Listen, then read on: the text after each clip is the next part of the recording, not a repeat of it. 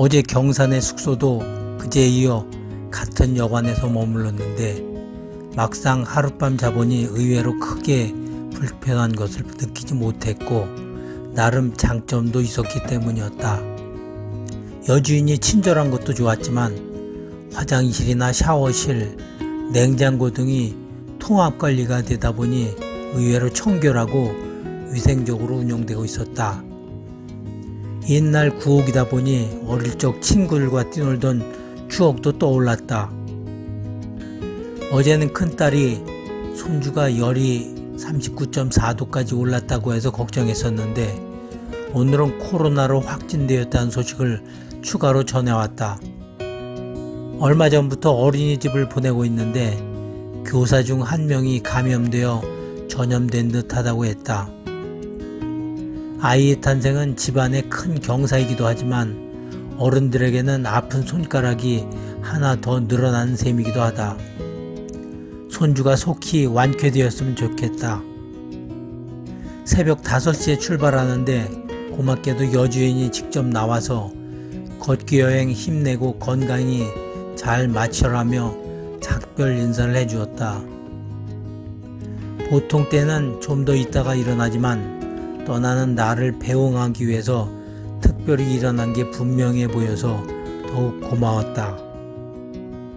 대구 수성구를 향해서 걷는데 바로 하천길이 나타났다.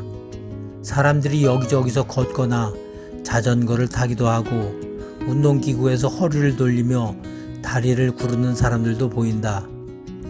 해 뜨는 때가 머지않은 시각에 출발하니 아침부터 활력 넘치는 사람들을 볼 수 있어서 좋다.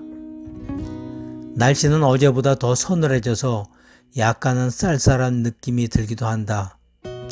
오늘은 대구의 각 구청과 시청으로 걷되 숙박 여건 등을 감안해서 일정을 마무리할 생각이다. 하천길을 지나 10여 분쯤 지났는데 갑자기 큰 길이 나오고 고층 빌딩들이 나타났다. 그리고 내가 경산에도 이런 대도시 분위기 지역이 있었나 하는 의문을 품는 순간 대구 수성구라는 도로 표지판이 보였다. 지도를 확인해 보니 경산과 대구가 사실상 맞닿아 있었다. 그리고 이 정도로 가깝다면 경산과 대구가 통합해야 하는 것이 아닐까 하는 생각이 들기도 했다.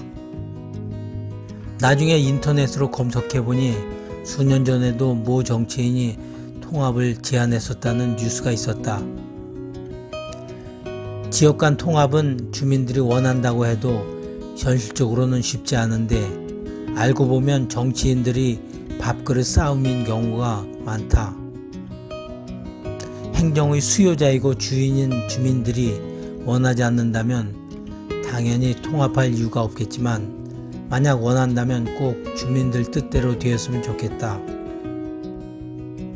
걷다 보니 대구의 프로야구 팀인 삼성 라이온스의 전용 구장이 나타났다. 입구에는 원팀 혼연일체라고 써붙인 구호도 보였다. 혼연일체는 사람들의 행동과 생각이 하나가 된 상태를 뜻하니 단합하여 승리를 쟁취하겠다는 의지로 보여진다. 그런데 특이하게도 한자로만 쓰여 있어 과연 요즘 젊은이들 중 얼마나 읽을 수 있을까 하는 걱정이 앞서기도 했다.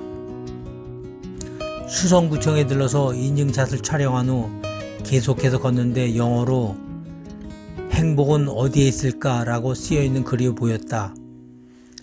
어느 업소에서 가게 홍보를 위해 달아놓은 현수막이었는데 나에게는 특별한 느낌으로 다가왔다.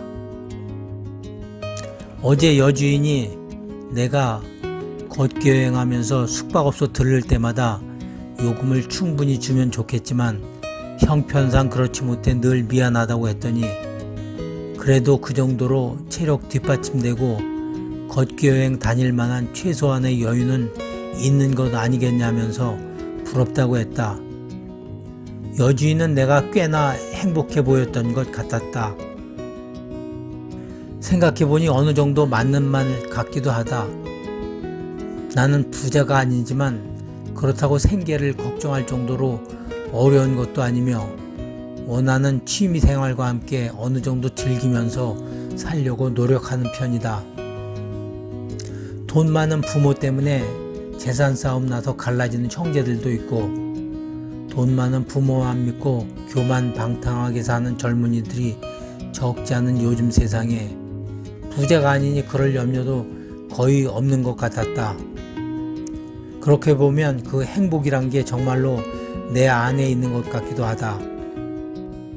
동구청과 북구청, 서구청을 들러서 인증샷을 촬영하고 나니 시계가 오전 11시를 지나고 누적거리는 25km가 되었다. 햇볕도 뜨거워져 일정을 마무리하기 위해 숙소를 찾는데 쉽지 않았다. 보통 바로 입실이 가능한 여관은 3군데나 가봤지만 취업했거나 월 단위 투숙객만을 대상으로 받는 달방을 운영하고 있어서 헛걸음만 했다. 결국 대구시청 인근에 있는 모텔을 예약할 수밖에 없었는데 문제는 입실 시각이 오후 6시라는 것이었다. 나는 가까운 서문 전통시장으로 가서 점심 식사도 할 겸 시간을 보내기로 했다. 비빔밥을 주문해서 먹었는데 반찬이 9가지나 되었고 가격은 7,000원에 불과했다. 그리고 식사하면서 보니 시장 내 주문에 한해서는 배달도 하고 있었는데 가격은 배달료 없이 동일하게 받고 있었다. 내가 가격을 올리라고 했더니 전통시장에선 다들 그렇게 해서 덜 남기더라도 할 수밖에 없다고 했다. 식사 후에는 천천히 시장 구경을 마쳤는데도 오후 2시밖에 안 됐다.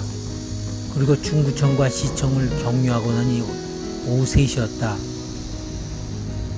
예약한 모텔에 전화했더니 30분을 앞당겨 5시 30분까지는 와도 좋다고 했다. 다행히 바로 앞에 국제보상운동 기념공원이 있어서 무려 2시간 반이나 더 보낸 후에 숙소로 갔다.